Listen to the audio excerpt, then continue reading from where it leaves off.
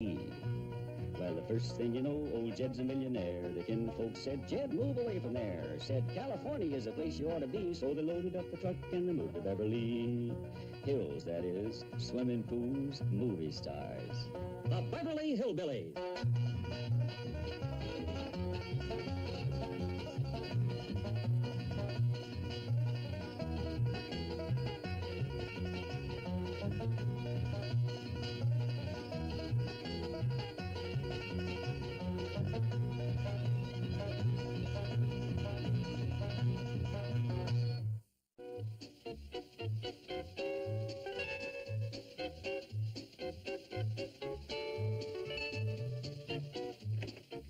On the picnic to see you, Jim? Picnic. The incomparable picnic. How are things at the Clampetts? Mr. Drysdale, sir, in my 40 years as a butler, I have served in some unique households and run athwart some bizarre families. But the Clampetts, sir, if I may use one of their own curious expressions, take the rag off the bush. Well, now, I warned you that it wouldn't exactly be smooth sailing. To be precise, sir, you said you could only promise me blood, sweat, tears, and money. Right. I've had the blood, sweat, and tears. Now I should like the money. You're leaving the Clampetts? I'm leaving the country. But you've got to stay with them. You're our cultural beachhead. Consider me another Dunkirk. Petey, suppose you tell us exactly what happened. Must I? It will help you to talk about it. Yes, perhaps you tried to force too much culture upon them too soon. On the contrary, sir, I started off in a very light vein. Fun and games, as it were. Good. I told them their lawn was ideal for cricket and suggested a match. And to my delight, they responded with a great deal of enthusiasm. Well, here we are. Of course, a regulation cricket match has 22 contestants. The field is somewhat larger. But the important thing here is what we can learn from cricket. What's that, Mr. Pinckney? To compete fiercely, to win modestly, and above all, to lose gracefully. In other words, good sportsmanship. That sounds good to me. And why are you wearing them big gloves and that thick padding, Mr. Pickney? And carrying that big stick. This is a cricket bat, and I'm wearing the padding and the gloves as a protection when I do the catching. But I'll explain it as I go along. Are we ready to start the cricket match? Yes. Of course, back in England, ladies don't usually participate. We consider it a bit dangerous. I ain't scared. Me neither. Well, then let's get on with the cricket match. Here's mine. Here's mine. Here's mine. Hold on, Mr. Pinckney ain't had a chance to catch you, have you? Go ahead, Mr. Pickney. Yeah, there's some dandy ones over there by the hedge. Good chirpers, too. Yeah, but you won't need those gloves and padding. You won't need that club. Our crickets ain't a bit mean. This here's about as big as they get over here. Don't you try to get away. You just may be a winner. Ain't you gonna catch you one, Mr. Pickney? And then we can go to matching crickets. I got mine, but I ain't going to show it until you get yours. I've changed my mind. I do not wish to play. Well, be doggone. For a fella made so much of being a good loser, he sure took it poorly. Get a grip on yourself. Yes, they just don't understand British games. Quite so. I then turned my attention to improving their wardrobe. Excellent. Clothes make the man. Yes, but this time I decided to split their ranks, so to speak. Excellent. Divide and conquer. Yes, I resolved to concentrate on the young people first. Excellent. The greener limbs are easier bent. Might we do away with the platitudes? I beg your pardon? Granted. Well, first I must say, my wardrobe innovations met with dazzling success. Oh, yes, quite marvelous, really. Do you like to ride, Mistress Ellie? Yes, sir, I sure do. Have you ever ridden to hounds? Well, we only got one hound around right now. Our old brown hound do. Now, before we progress sartorially, let us pause for a brief lesson in English pronunciation. Let me hear you say, brown hound. Brown hound. Yes, now, listen carefully and repeat after me. The brown hound sleeps soundly on the ground. Brown hound sleeps soundly on the ground. Now, listen again and say it exactly as I do. The brown hound sleeps soundly on the ground. The brown hound sleeps soundly on the ground. I think she's got it. George, she's got it. What you got, Mr. Pinckney? Say it for your father. Well, he already knows it. Knows what? Oh, about the brown hound sleeping soundly on the ground.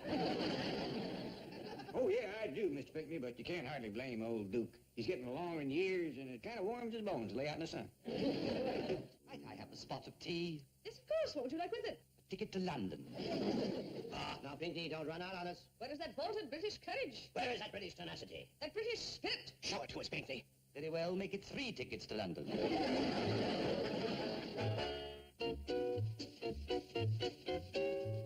Of a decent tea, actually. Oh, thank you. Now, I really must be on my way back to England. Oh, please don't go. Those hillbillies need you. To paraphrase your great leader, never in the field of cultural endeavor have so few known so little about so much. Sorry. Here is my account, sir. I made it an even £1,000. Now, you out of your tea-drinking mind, that's almost $3,000. You were only with the club. It's a day and a night. Yes, they gave you a lovely room and fed you. Fed me? Sir, have you ever partaken of the curious substances which Granny so quaintly calls victuals? He does cook up some rather strange dishes. I have eaten in the jungles of Africa. I have shared the peculiar bill of fare of the Australian bushman, Berber tribesmen, and Tibetan goatherds. But for pure culinary improbability, none approaches the loathsome cuisine proffered me by those hillbillies.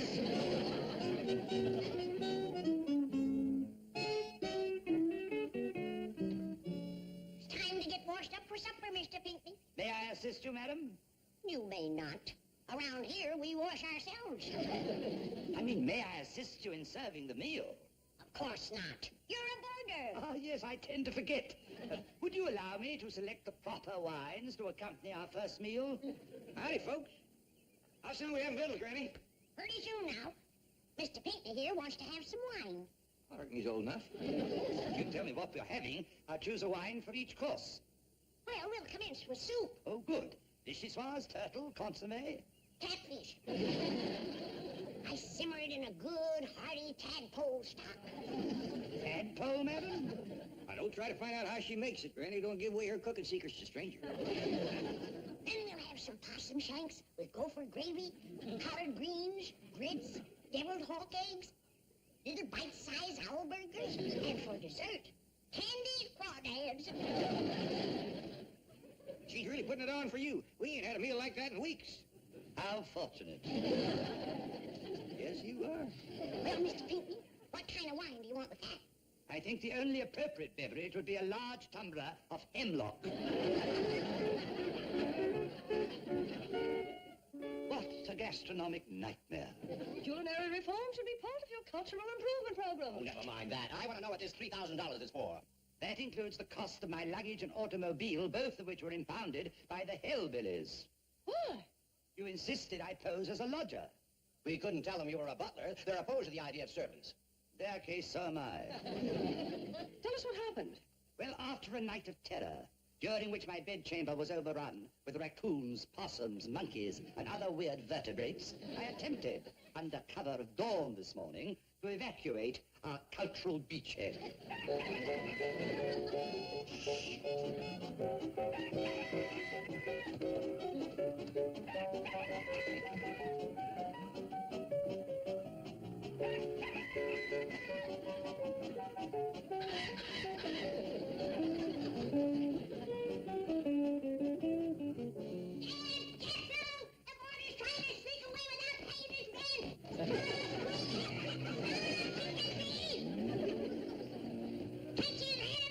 Let's get across, Jethro. What's the matter, Granny? Mr. Pinckney skipped out on his rig and taken our chickens with him. He didn't get far, Granny. Fine, Jethro caught him. Fetch him back! This is most ignominious. Might as well turn off your engine, Mr. Pinckney. You ain't going no place. What shall we do with him, Granny? Don't know yet, but I'll figure something. Well, figure fast, will you? This car's getting mighty heavy. As a punishment for my attempted escape, Granny put me to work making moonbeams. Making moonbeams? Moonlight? Moonshine? Yes, that's it. An ingenious distillation apparatus, something called a still. Well, how did you get away? For my guard, a large hound by the name of Duke, became intoxicated by inhaling the fumes. While the brown hound slept soundly on the ground, I escaped. Hey, Jethro, how about taking me riding in Mr. Pinckney's car? Can't, Ellie. Granny says no driving at the house. Still here, Granny? Yeah, as long as he's gone, put it back outside. Yeah, grab it in, Jethro. Reckon we'll have to tip it sideways again to get it through the door. Then I want you to start painting me some new boarding house signs. Just like the old ones? Not quite. I'm making a few changes. Mr. Drysdale, sir, you're wasting your time. Once I retrieve my luggage and my motor car, I intend to put Beverly Hills far behind me. Now, if you'll stay a week, I'll raise my offer to $500. You Americans amuse me. You think money can buy anything. $750. Sir, there are some things that cannot be bought at any price. $1,000. Fortunately, I am not one of them. Chief, look!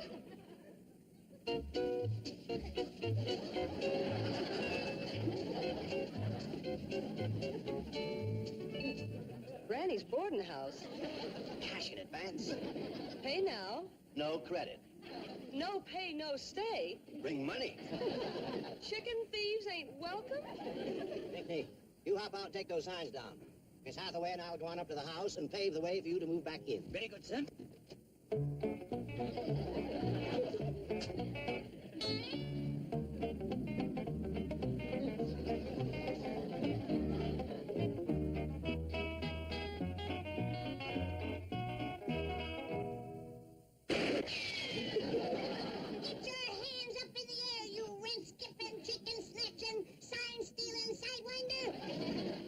Just a moment, madam. I said get your hands in the air and march up to the house. I refuse to be intimidated. Now, march! Left, left, left, right, left, left, left, right, left.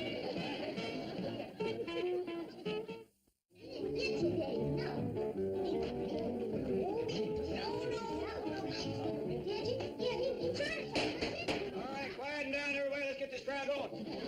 They don't need a trial. He's a chicken thief. I caught him red-handed. Sit down, Granny. Go to the Hill says everybody gets a fair hearing. This is outrageous, placing me at the mercy of a kangaroo court. Relax. Here's a tranquilizer for you.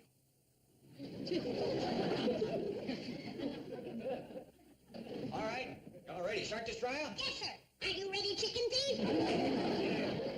This may set Anglo-Saxon jurisprudence back 1,000 years. Don't worry, Pinckney. This is all playing right into our hands. We can see. All right, let's hear what all's being held against this fella. It is held against this fella that he skipped out on his rent, stole Ellie Mae's chicken, tried to steal Granny's boarding house signs, and got a 15-year-old falling down drunk. I object. What 15-year-old? That there hound dog, Duke. And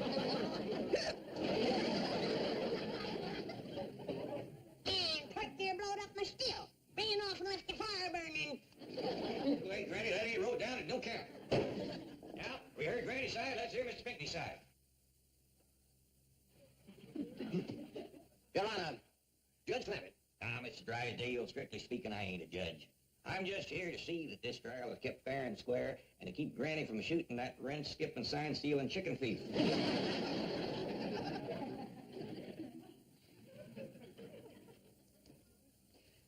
Your Honor, that is, Mr. Clampett, the defendant, Arthur Pinckney, has decided to plead guilty as charged. Turn him loose. Give him a 200-foot start. I'll load my shotgun with rock salt and bacon rind and season his hindquarters for him.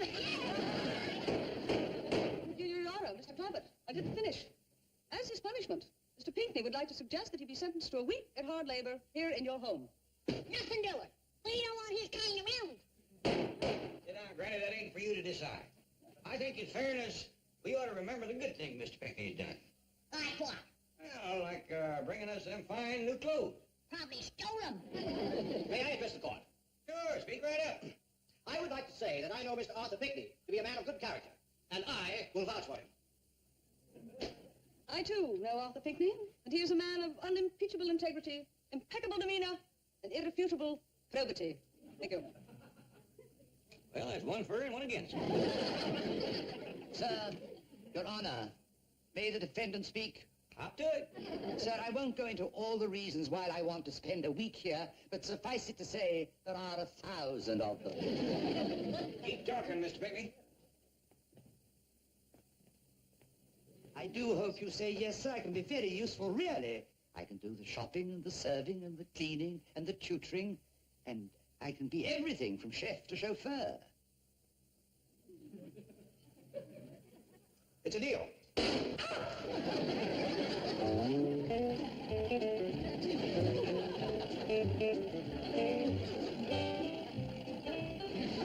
Here's what you call riding in style. It sure is. Too bad Jethro and Ellie Mae couldn't come with us. Well, quick as we get 2 more riding suits like this, we can all go together. You look nice, Mr. Pinckney. Thank you, sir. Where to, sir? All right, down to the middle of town. Yeah, Wilshire Boulevard. Then, sir, may I ask you a question? Sure, go right ahead. Is this the only motor vehicle you have? Yep. Would you like to have another one, sir? Oh, I guess not, Mr. Pinckney. Besides, I don't know where you get another one like this. I'll tell you someplace you can stop. The supermarket. I want to pick up some sow belly to go with my dandelion greens for supper tonight. Madam, may I do your shopping for you? Do you know good sow belly when you see it? I have something else in mind. I'd like to prepare for you a gourmet dinner. What do you reckon a gourmet is? I don't know, but if he tries it good and lard, I reckon we can eat it. All right, Mr. Pinckney, you can cook victuals tonight. Thank you, sir. Do Granny good to get out of the kitchen for a change. We shall all profit, sir.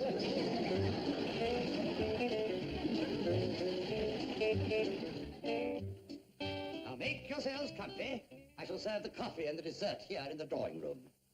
May I ask how you've enjoyed the meal so far? The turtle soup, the lobster thermidor? It's there. Fine. Finger licking good. Oh, thank you. Hope that soup we throwed out the window don't kill the flowers. How could anybody eat soup made out of turtles? Beautiful. And that thing he called Welsh rabbit. Didn't have no rabbit in it at all. Just a lot of doggone melted cheese. Wasn't too bad after Granny dumped the grits in it. What was it he called that big crawdad? That was lobster thermidor. That didn't taste bad neither, once we poured hot gopher gravy over it. You don't suppose Mr. Pinckney caught on, do you? Shucks, no. He had it pretty near pitch dark in there. Nothing burning but candles. Yonder he comes. The pièce de résistance. Crepe Suzette's.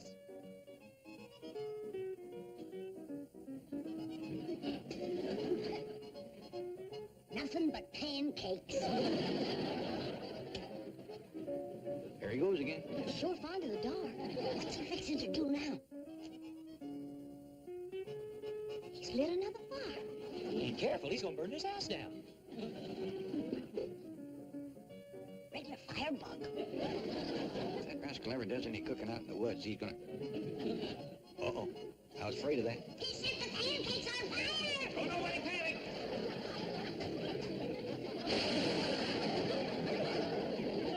There will be a slight delay in serving the dessert.